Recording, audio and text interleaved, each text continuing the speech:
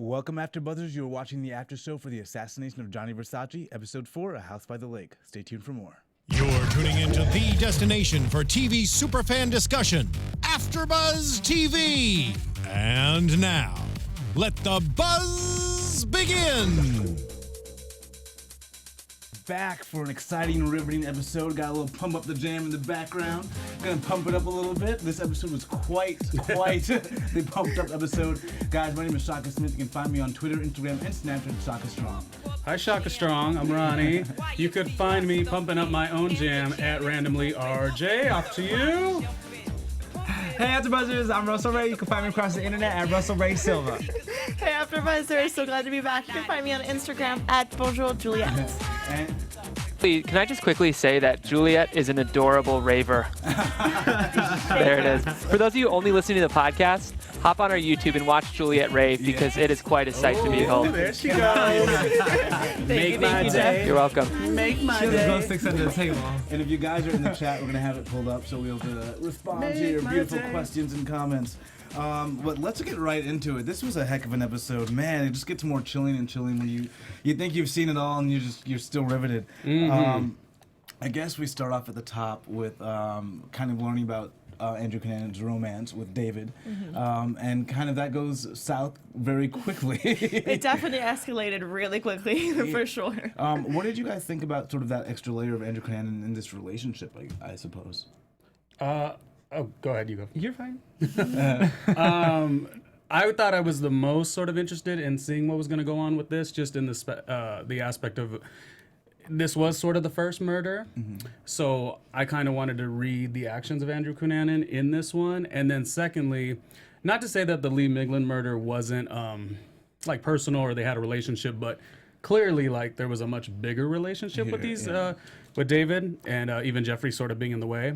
So I don't know. I just kind of looked at it with that lens, but How do you fall in love or maintain a relationship with a psycho killer, essentially? Which is, and also like this is the. I mean, obviously there's things that Andrew's done prior to coming to go visit them that was crazy, but you know where does he sit when he's on that level where he's about to cross over to kill an old lover? Like that's a lot. And brutally kill. That was such a gruesome attack. What'd you think? First of all, We keep passing it to. when he said, I don't regret anything I said, can we move on? Sure. I was like, ooh, you're crazy. How would you feel if someone told you, I don't regret nothing I said? Yeah. And if they called you just like all the worst names in the whole entire world, I would be like, oh, you don't? Oh. But that's still in like the normal realm of like you're crazy. Like it really ratchets up to Yeah, For sure. But something's definitely not right. Because he has such a calmness about him that's so disturbing. Who's that, Andrew? Yeah. He's just, it's something we see throughout as well. He just like, he freaks out, but he's so calm, and it's just so disturbing. And I always feel like, is he calm in reaction to the other person? So like, if someone else is there, and I don't want to jump ahead, we just talked about that. If someone else is there, he gets to be like this character of calm or like intense. We won't jump ahead, but there was a part in the scene where he is alone and we saw a different side of him. So, because some people get they get a rise off that, I would say. You know, if you are even that crazy calm person, like you get a rise off the reaction. And I love in the comments, the show is making me so uncomfortable. I've seen that. I think that's the beauty of the show because you feel like you're with Andrew Cunanan. Like you feel as on edge as someone would be with him. Right. As we were watching, not to give out your business, but you had said multiple times when we were watching, he was like, I'm so mad. Like you said, right? I was so frustrated. I'm so frustrated, America, and all the other countries that are watching us. But I wanted to strangle this dude. Oh, David? Yeah, no, Andrew. Oh. He's just so. He gets me so mad. When I think about the fact, and we all know that he murdered himself at the end of the day. Okay. And I don't mean to dwell on that, but we all know that he did that. So my stance on it is like, you coward. You coward! You're gonna go out and do all this damage, and then what? You're too scared to stand up to what you had to do, what you had to face up to. Yeah, but funny enough for me, I was more upset at David than Andrew. 'Cause Andrew to me is like you're off the reservation. You can't be controlled. Right. But throughout this entire episode, David seemed to have opportunity after opportunity after opportunity to get out or to placate Andrew, make him feel like they were together, and they can you can go off. That's what I was frustrated with. But at the same time, it can't be do we know that those things happened?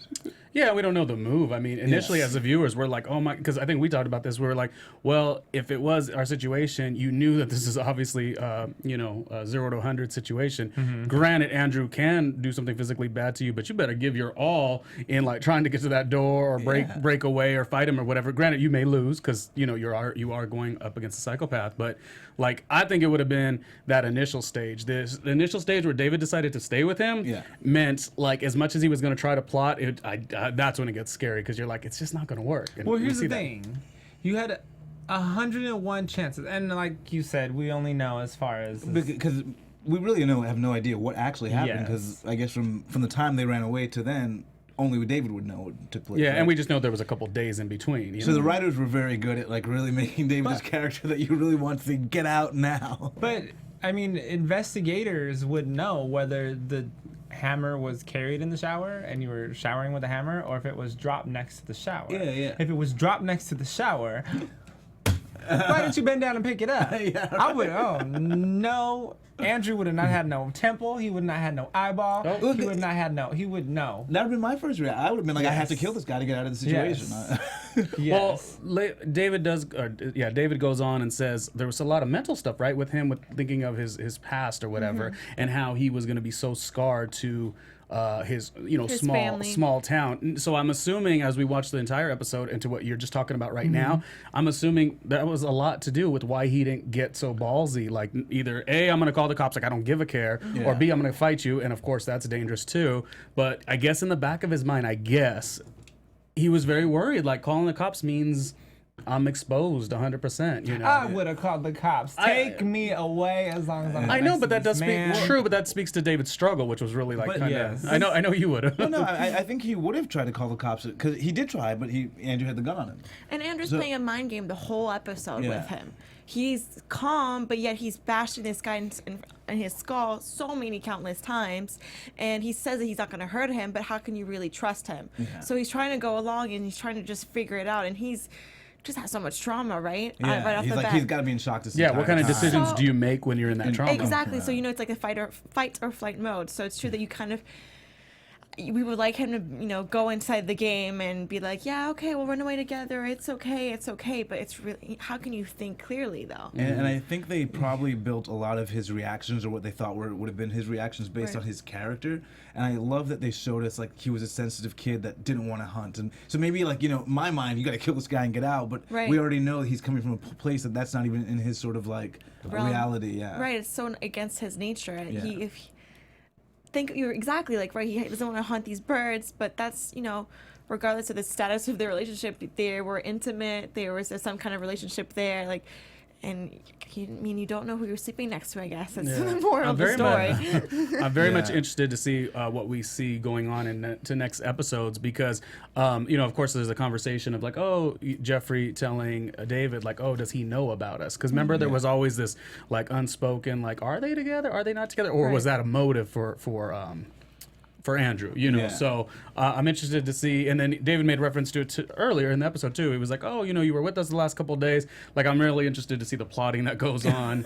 And it was that one of yet another switches in Andrew's head to like, oh, wait, so they're together. I'm left out. Like, is that his part of his motive? Right, you know? you're right. I think that's a pattern we see a lot. He always feels like he's missing out, right? That he's Yeah. always, Versace has an empire. He doesn't have an empire. This couple, obviously, cheating's never something that you enjoy, but he just really feels like he's the outsider, and that drives him crazy. And that flips him. Where are his parents through this whole entire time? Who's that? Right. Cunanan's parents. Well, the father had left his life, I think, when he was like 18 or 19. Yeah. Like, went back to the Philippines. He lived with his father for like a brief minute.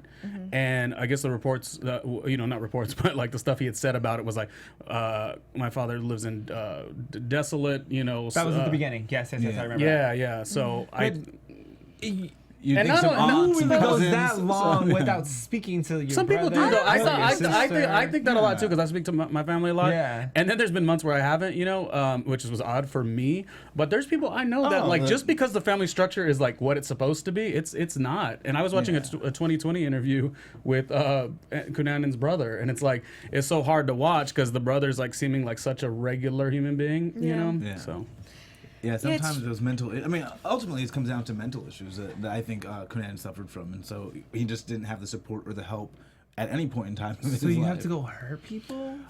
I mean, that's maybe the cause of the the actual mental breakdown, but I think you have symptoms well before then. If you don't seek treatment, that's could be the effect. Exactly. Look, no. Look, well, psychopaths, I can't do it. I'm not putting up with it. Like, we got to wake up as people and just read through people like Windex. Well, true, but we don't know that we can't. What's to say that David wasn't that good of a person to read through it all, and he just got caught up with somebody. Cunanan was a master manipulator, Right. and I love that we go back to Cunanan wanting to show that status. We find out the story of how they met, and just Cunanan showing him that status. So I think that master manipulator trait in Cunanan, while he was always on the edge of being a little crazy, he was also very good at manipulating you as well. And it sounds like he said it at times where David was trying to find, not necessarily himself, but David was trying to find something. So you got somebody who's going to give you lies, you'll just jump right into that. Right.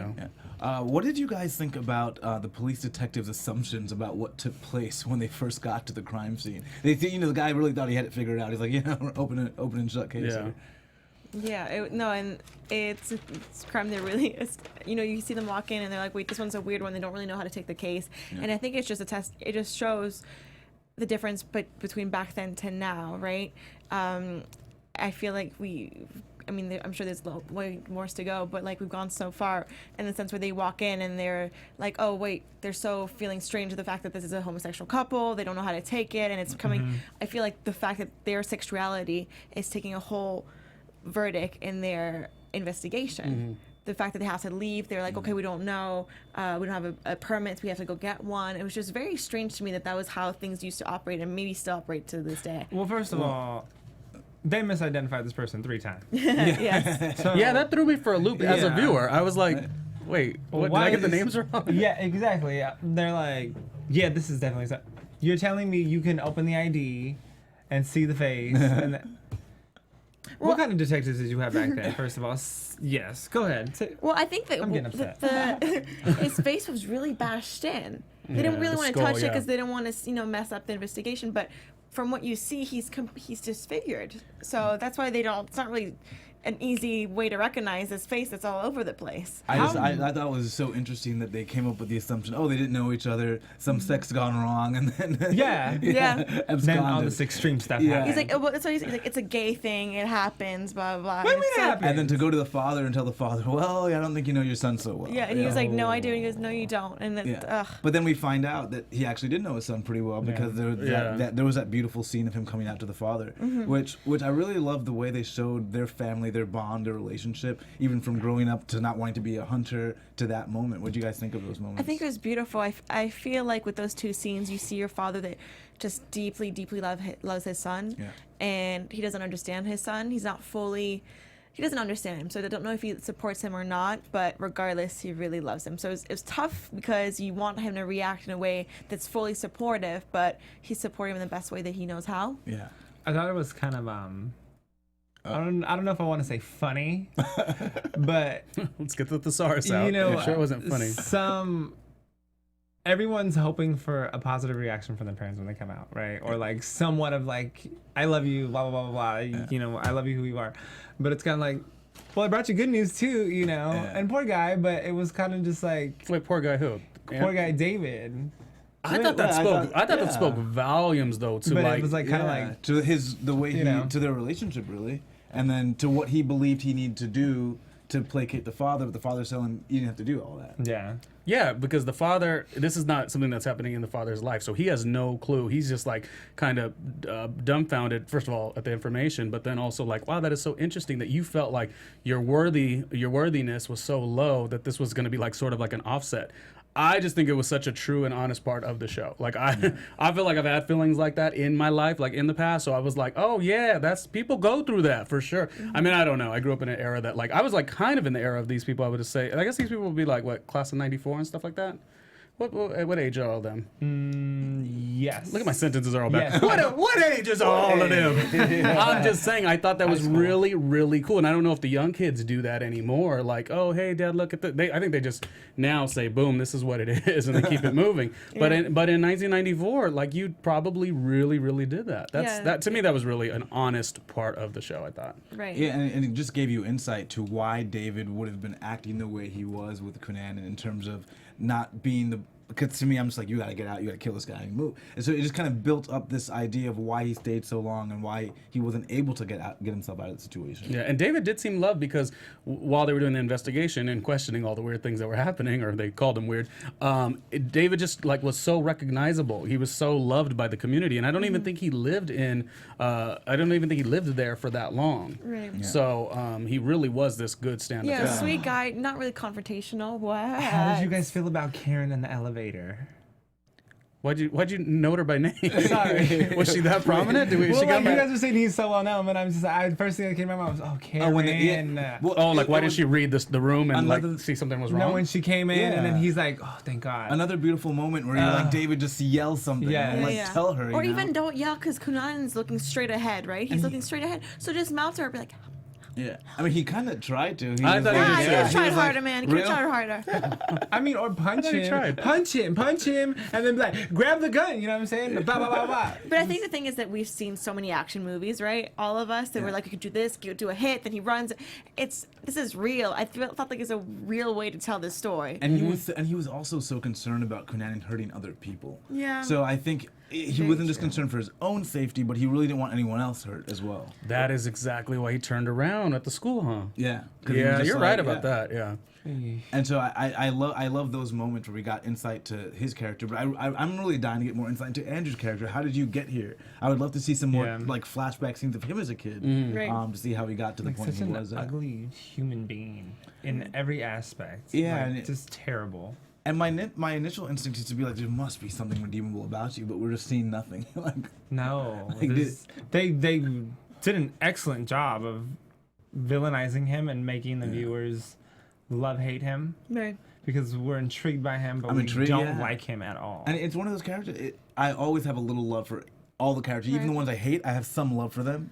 This Maybe one, not even love, but just you try to rationalize and understand where it came from. And Or even like empathy. a- I think it's yeah. empathy for sure. They'll show you a moment where that character really connects with their child, even though they're doing Right. something. But we don't get any genuine connections with Cunanan with anybody else. But I also wonder, like, I mean, I know there's things that we're going to learn later that are very like knowledgeable to that, but could it just be that he was just off the rails? You know, I mean, I don't know that we could always make sense of everything, especially when you think about it. These two guys were somebody from his life, his past.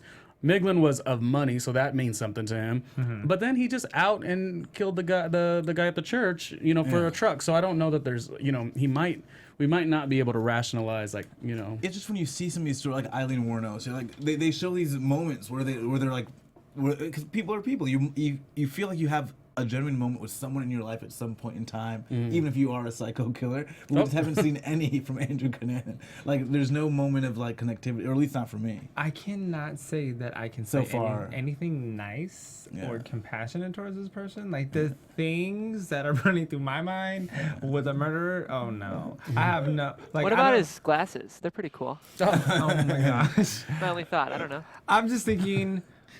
Is it because you what wear do glasses? You do? Like, Jeff looks just I like don't know, him. That's why maybe. he said You it. do. You could have been an understudy for sure. Well, you guys don't know what I do when I leave the studio. That's all You I'm don't know? saying. We don't want to know. As of right now, he's not wearing pants in the studio. Oh my god. I get what you're saying, so Russ. close. I get what you're saying, but there's something about this show is that it is extremely entertaining. It's so terrible, right? It's Yeah. awful. It's this terrible character that we keep peeling the onion more and more, and it just gets worse and worse in a way. And he's so complex, but we're watching this, and there's something very cathartic in a way. It's what tragedies are. It is a tragedy. So I want to that's- go mafia on him. Like, they found him shot up in a houseboat, right? Because he killed himself. Throw him in the water. Well, throw him in the water. Have no compassion. Do not put him in a grave. Throw him in the water. Let the sharks eat him. of Because I have course, yeah. no compassion towards But that. like we weren't here last week, but with Lee Miglin and that whole murder, there was a moment where Cunanan saying, "You're not calling this a Miglin Tower," and Lee's like, "It's not what it's about. It's about something else." Yeah. And for a brief moment, I wanted to know what tied Andrew so much to like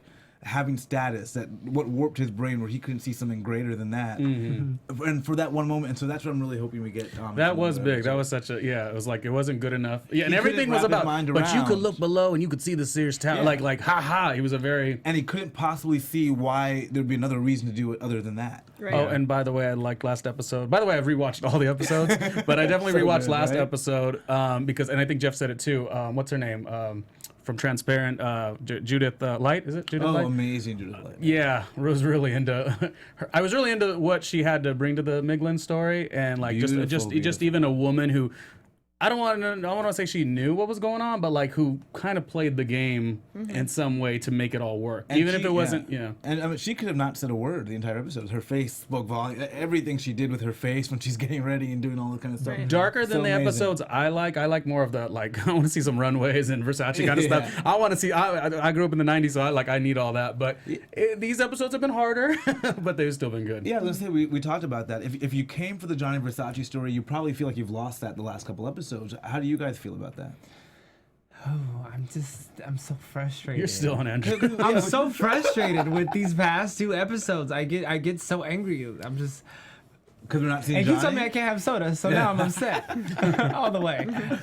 No, but I would definitely love to see more insight to what was going on in Right. Versace's life and the relationship, because that was what was introduced in the beginning. Right. Yeah, because I almost feel like That's it's a the bait thing. and switch a little bit, right? Exactly. Well, I mean, honestly, these episodes, I think they're super strong, and I think they're very entertaining, and I think they're great television, really, truly. But I also think that I was expecting American Crime Story, the assassination of Gianni Versace. Yeah. And I think this is great. This is the story of Andrew Cunanan, but in that case, I want as a showrunner you to name it that. I want to see more into the glitz of the glam. I cannot see enough of that house. We've only seen it a little bit.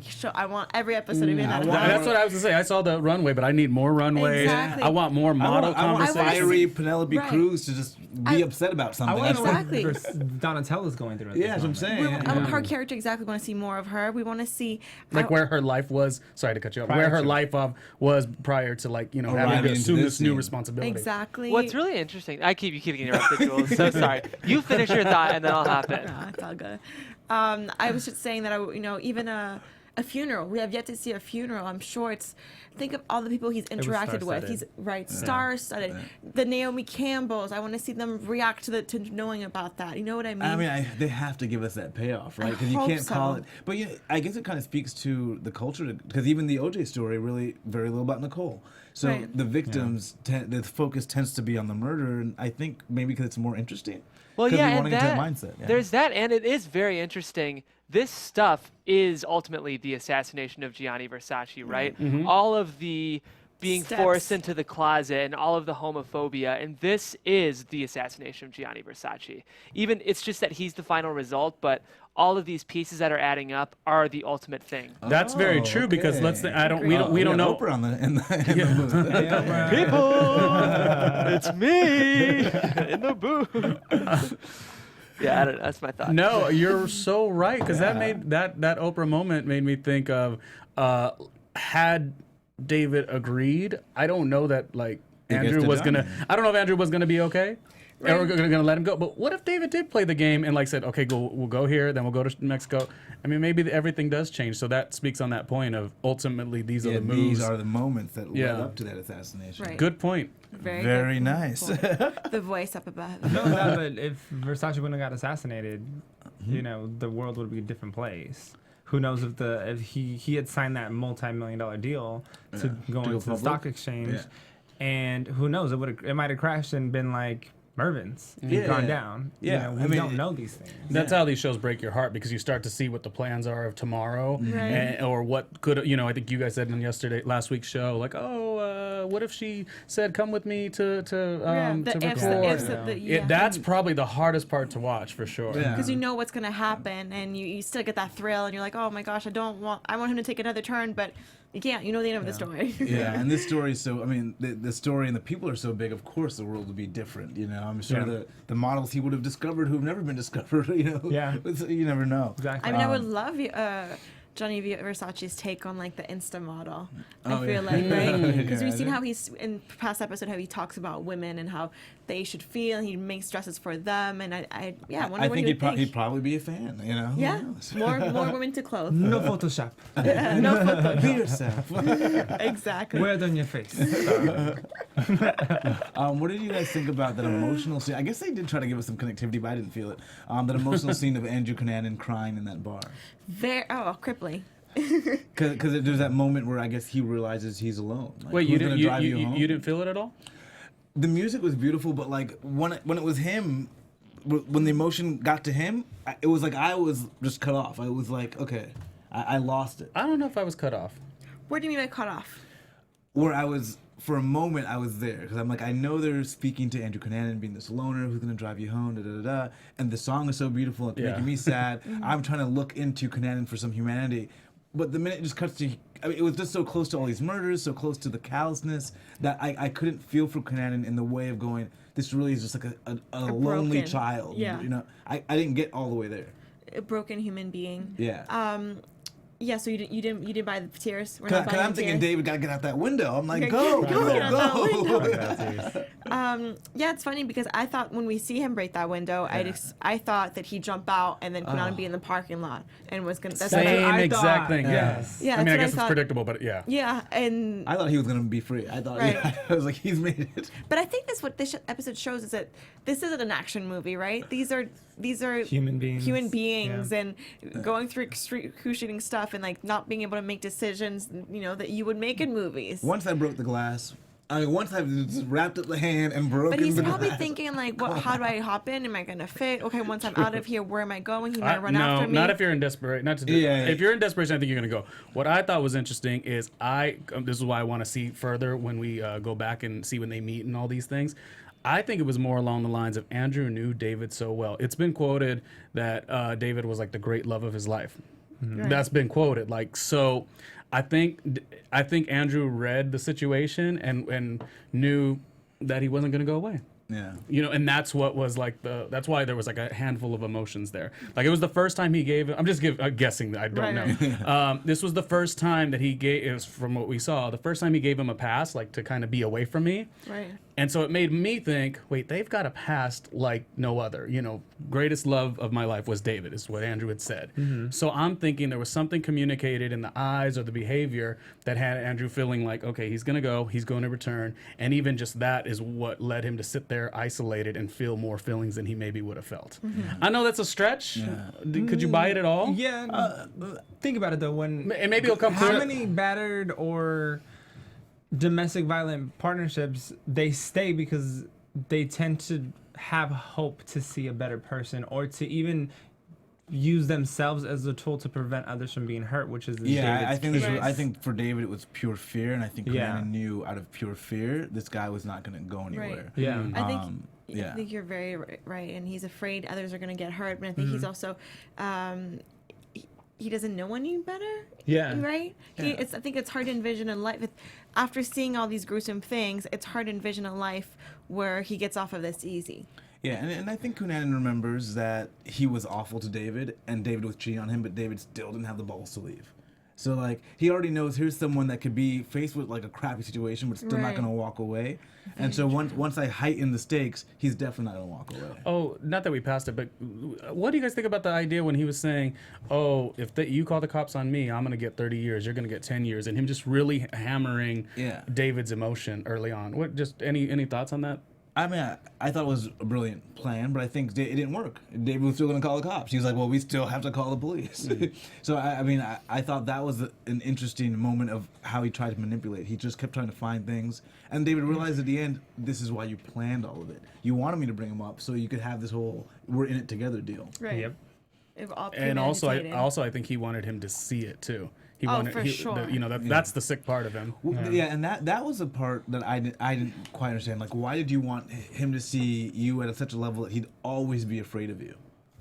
I think, Control? Yeah, control, power. I think it's like, you did this to me, I'm going to show you. Yeah. I'm going to show you. So it even feeds even more into this fear. Yeah. Because I think that he must have sensed out the fact that they're so codependent, and Andrew knows that he's being cheated on, but yet he's staying. David knows that he's cheating, but they're like fused. And you have to remember too, a same-sex couple especially in men, is a whole lot different than a man and a woman being together. Because two men, and there's been studies done on this, two men in a relationship are unconsciously always in competition with each other. And they always you're not with an opposite sex. You're with they play each other up because each one of them want to be at their height of the best, but neither one wants the other to be better than themselves. Meaning, if you're in a female-male relationship, there is like at least generally speaking. Yeah. Well, generally speaking, there's like a feminine and a male trait. So like there's even that even becomes competitive. Like the I don't know if I'd say all of that. Well, think about it, right? Like, wow, you shitted on that whole theory. Wait, tell me why you don't think. I've never heard that, but I can light bell, like I can see. Yeah. It. I mean, I wouldn't say that females and males are not in competition because of different traits necessarily. I'd say in a relationship you can be in competition with each other regardless. Let's revisit the study. Because I'm competitive with my fiance often. True, but so hard, Jeff. But you're not competing for the same sex or in the same field. I think we are, though. I mean, like, we both work in entertainment, and obviously she's my other half, she's my life partner, but like, you know, we're both in the same industry. So you mean competing for the same, like another person? No, you have two men that fight for the same thing. You want the same things. You want a man. When a male and a female relationship, a woman's not going to compete with her husband for another woman. I mean, she might want to stand her ground. Wait, no one should be competing for. It's like when two men break up. This is what happens when two men break up. Like the one will always try to get with the next hotter one because it's like a status climb on some level. Yeah. I mean, I love to be kumbaya and be like, oh, men and women have the same issues, but we have to be honest about the layers of gay men and especially in 1994. I'm just saying we have got to be a little honest about it. Well, good. So I want to know more about that. Yeah, wait. Are you saying in competition with each other for another person outside of the relationship? No, it's just competition in general across the board. Is too similar.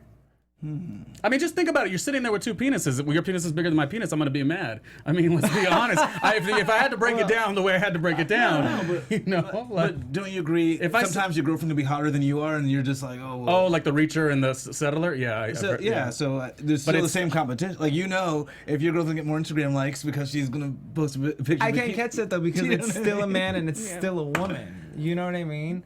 You're not fighting for the same exact Okay, thing. let's just end it with this. I know that it can be the same, like with men and women too. I'm just saying we definitely got to own a little bit of that. Yeah. The competition and the fact that it's 1994, you can't get married. Yeah. The fact that a lot of that is what leads to the competitive, and that's I think. Oh, that's really funny. That brings to the brilliance of why Andrew Cunanan was so attractive to a lot of these guys because of that like power and that dominance. You know. Yeah. Anyways, we could go round. Well, yeah, we'll have to. I guess we just don't all agree, but it's okay. I don't. Yeah, I don't compete because I know I'm already winning. She gets the quote of the night. Do you know what I told her when we were watching the show once? Like I looked over, and it's like I know Jules's look or whatever, and then I looked over, I go, oh my god, the light is really like catching you, and her hair like it was just like I had to make a compliment, so I did. Thank you. This is such a fun panel. It was at a weird time because we were watching like Death the whole episode, and she was holding a soda, so it kind of looked like a soda commercial. Yeah, I did like a little double take. I go, there goes Beyonce with the soda, Yeah. Thank you. Another thing, what I thought we kind of saw a little bit before we head into our predictions, is I guess a little bit of the escalation of the sort of sadomasochistic Andrew Cunanan, because we see him he's got these books of these pornography, but it's not till the Lee Miglin murder that we see that he's kind of going full on with this sort of S&M thing. So I'm interested in seeing how that developed, just kind of how he got that MO. Mm-hmm. Right, very true. I was surprised that he kind of put the gay appliances or whatever you want to call them before utensils, maybe utensils. I don't know. I think that's a really good point because we saw like a very interesting, weird escalation in the way he started to kill people. And what really stuck out to me at a certain point was that you're obviously in 1997. Mm-hmm. These murders are happening. It's still kind of taboo, and the homosexuality with how he's setting everyone up is a little over the top. The last episode was he wanted to dress him in panties and have him surrounded in porn, just almost look like an obsession. And then they specifically mentioned power bottom this episode, so they wanted to I don't know if they're trying to make it look like Cunanan was more sexual and into men than anything else, or what exactly it is. But it's something psychosexual it's going very on. For sure, it's very over the top. Yeah, it's not just like it's not just bleeding to the violence of the murders, but it's also bleeding to the very psychosexuality of it, which is just kind of bizarre. That panty, I know we don't have much time, but that panties thing was really interesting. And the reason That word you thought you never say. that panties thing, no, those pink panties were great. The thing that I thought was interesting about it, I think, because I watched your guys' after show last week, and I don't know if it was Jeff or one of you had said like, oh, you know, this whole show like plays on like the homophobia or internalized. And so like at first I was like, okay, cool, like I get it, but like I don't really get it. But then I really felt like that murder of Miglin was so powerful in the sense that like, so whatever Cunanan went through of being who he was and what challenges he had when he was at the Bishop School, which is an elite high school, which I'm sure we'll see a little bit later. And like how he just been like, you know, had to develop this shell that has sort of made him this thing.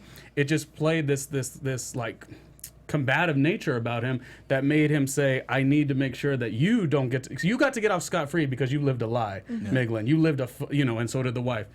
And it just, that scene, like, or not the scene, but the fact that he said he's going to make him be outed like that, what really did bring me back to like high school Andrew. Even though there was no connection to that, it just brought me back to like, something that happened in your childhood, but you're gonna like make somebody else pay for it. Someone wanted to out you. There's some just as truth. bad as I didn't know if I was gonna be able to word that all correctly, especially when the first sentence was about the panties. So interesting. But you guys went with me. I do have a question. Did you guys ever have the thought that maybe David, the boyfriend, would kind of feed into all of this? Especially in the scene where he comes back and they're holding hands, and instead of escaping, he's going back to Andrew.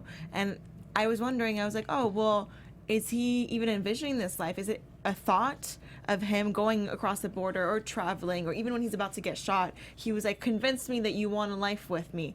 Do you think that there was any part of truth that he maybe wanted a life with him and he was envisioning that, or was he done as soon as he saw the murder happen? I thought the actor was so great at playing up just the small, subtle body movements that were enough to tell me he's still so uneasy at every moment, at every turn. Right. Even when he tried to play like we're cool, he had a stiffness to him. So I thought the acting was great. That really kind of let me know that was very possible. true. I don't know that he like completely went with them. I just think like when your conditions change, like you just you're not thinking the same way. So the same person who was like, I think him and Jeffrey in the elevator they kind of talked bad about Andrew, like Andrew. And so that's telling me that David already kind of like welcomed his old friend, his old buddy to come hang out with them, but he knew that he wasn't really like there with him. But then when something so tumultuous like this happens, I think, I don't want to say that he did try to be back with Andrew, but I think there was a part of him that like, where else do you go? Like it's just, and even just for comfortability's sake, Yeah. So I guess I say kind of yes. Kinda. Yeah. If I'm being honest, it's not before, but of course, once you go through all that with him, and your options switch. What do? You go to so like, so now you've been in something so ugly with somebody you love down, like you love this guy for like, we'll see, I guess later on. I think they said 15 years. Is that correct, or am I making that up? What? Wait, what? No. He's only. They were pretty young at the time. 20s. Yeah. Oh, I'm mixing up with Versace, his BFF. Oh, yeah. Sorry about that. I was like, what? They got some good skin. And he was like 15 years. But anyways, let's do predictions. Ooh. AFTERBUZZ. AFTERBUZZ. Okay, so we'll do that audio recording. Oh God. Okay, so I think it's tough because so we've seen all of the murders. We saw this episode talked about the first murder. Yeah. So I'm hoping we're gonna kind of go back again and see what led up to the Versace murder, because we saw that a little bit in the first episode, but I still don't fully understand how that actually happened. Does that make any sense? I want more details about that, because I every episode fully is around how a murder went down, right? We understand each and every one of these episodes except for the Versace one, because we see it happen, but then it's right away Donatella, how they're going to handle the media, all that. Because there was a large gap between when he supposedly met him and when the murder went down. Exactly. Yeah, so I'm hope that's my prediction. And I don't know if it's a prediction. It's more of like what I hope to see is that. What about you guys?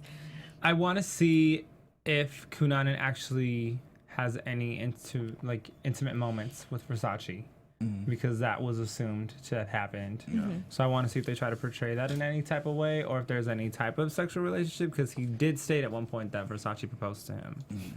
So I feel like he's shaded a lot of stuff, though. I want to see where that comes in, though. Right. Or if it was just one of those like, oh yeah.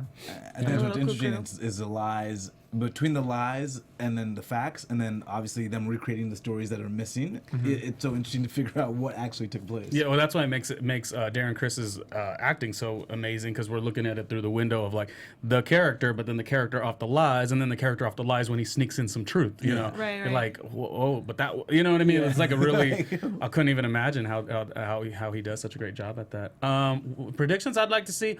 Of course, now that we've been introduced to these two men, I feel like I really need their whole meeting situation, how it was good, how it was bad. Maybe we see, you talked about wanting some innocence with Andrew. Maybe we'll start to see some innocence if you think about it like a true love, and he could have been a true love and also been doing some shady shit even then.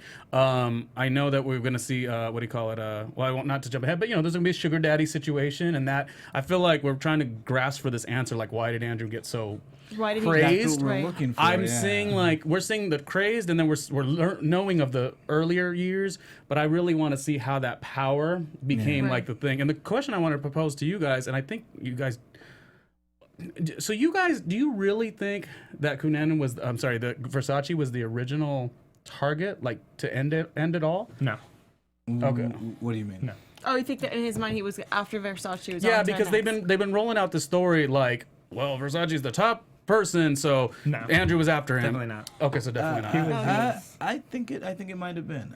No. Well, I think Andrew Cunanan's driving force was status and fame, and I think when he killed Versace, he achieved that, and I think that's where he wanted to be. I think he was a victim of circumstance. I don't know if he would have stopped. I don't know if he would have continued killing, but I think he would have been satisfied with the level of notoriety he was achieving as Versace. I don't know, because I feel like he gained such power after each murder, and I don't see him having that sensibility to be like, okay, I've achieved this goal, I'm moving on. Yeah. Especially the way he thinks. Even in this episode, we saw him talking to his boyfriend, saying like, oh, with this money, we'll be able to go to a hotel room for a whole week, even a month. And in his brain, that seems so long, right? I think it's a character who thinks really, really short term. But I don't know, but in all those scenarios, it did seem to me that there was some future for him, where he wanted money to go do something. With Versace, it seemed like he really wanted the notoriety. You feel like that was a bullet point? Like, I feel like he wanted the notoriety of hurting the one that hurt. The one that had the most status, the most clout that actually hurt him. So it felt like that was like his all and be I just all. feel like it got developed along the way. Yeah, possible. There's no game plan. I feel like he I just does and moves on. Yeah, I guess I want to see more. I guess a little bit more about that motivation from him. But I need to see innocent Andrew Cunanan. For when I see these things about serial killers, I need to see at what point could we have all changed your life. You know what I mean? I think maybe that's a human need to go. At what point could we have stepped in and fix this? Oh, and just what as were the note, signs, we haven't watched predictions, so we don't know what the predictions are. Right. And I will say, as somebody who doesn't really like the crime shows too much, I'm okay with seeing a couple like Versace heavy stuff that's going on in his life. And at this point, of course. It could be a drama in that too. So you guys, there all thought is that we're gonna keep going backwards. I'm not always. I think they might be ready to jump, because if this is the first murder, they might be ready to jump back into a more linear. I hope so. I kind of hope that we get young Andrew. Well, I need more backstory. But I want it to be interwoven with some Versace. Oh, this is cutting back and forth. I think this is hopefully the last episode just of Andrew, because although good episodes, and I watched them multiple times, the disservice is you become fixated on like Andrew, like even the sensationalism of it. I mean, I must have watched the episode where he lies to the guy at the club. Like I watched that clip 100 times, and the song Lisa Stansfield, "This Is the Right Time," is like my new favorite song forever and ever. So I don't like that I'm so intrigued by this that you start, This showman has such a good soundtrack. I feel like there's not an episode we don't go by. We don't like talk about this amazing score. Yeah. Easy Lover, I've been listening to all the time. Like, pump up the jam for me. I was like, okay, here we go. Oh, and I would say, here's another thing. When we go back to the Versace stuff, I want to see, like I've been saying it, like more, like as much lavishness, and I really want to get into that scope, because even when you had said a couple episodes ago, you're like, I didn't really know who Versace was until the murder. I want to see how high he he was and how baller he was, and you know, beyond just the struggles. And maybe that was the motivation that Andrew just kept seeing this guy over and over in the public eye, and that he wanted that status. But if that's the motivation, I want to see it. You know what I mean? I think that's it. Yeah, and shout out to all the people in the live chat. Thank you so much for tuning in. Oh, what are they saying? Can you read it? Yeah. I'm too blind to read that far. It's so small. Oh, because they may have made good points. I don't know. They made some excellent They points. did. They said we don't know his actual motives because they found him post-mortem. Yeah. So there was never really a true insight to what he was actually thinking. Thank you for joining us, Liberty. We appreciate it. Yes. You rock, Liberty. And we will be back next week with another exciting review. What is it? 5 episodes left? Yeah, I think so. I wonder, and there's- I'm interested to know how the ratings and stuff are going in comparison with the other one. You know? Yeah. Well, OJ was huge. We'll definitely talk about that next week. But I love these 90s era crimes and the soundtracks that go along with them. Anyways, my name is Shaka Smith. You guys can find me on Twitter, Instagram, and Snapchat at Shaka Strong. There we go, Shaka. Hey, Ronnie, at randomlyrj, website randomlyronniejr.com. I'm Russell Ray. You can find me at Russell Ray Silva. I'm Juliet. You can find me on Instagram at Bonjour Juliet. And also make sure to follow all things AfterBuzz. Like us on YouTube. Subscribe us to on iTunes.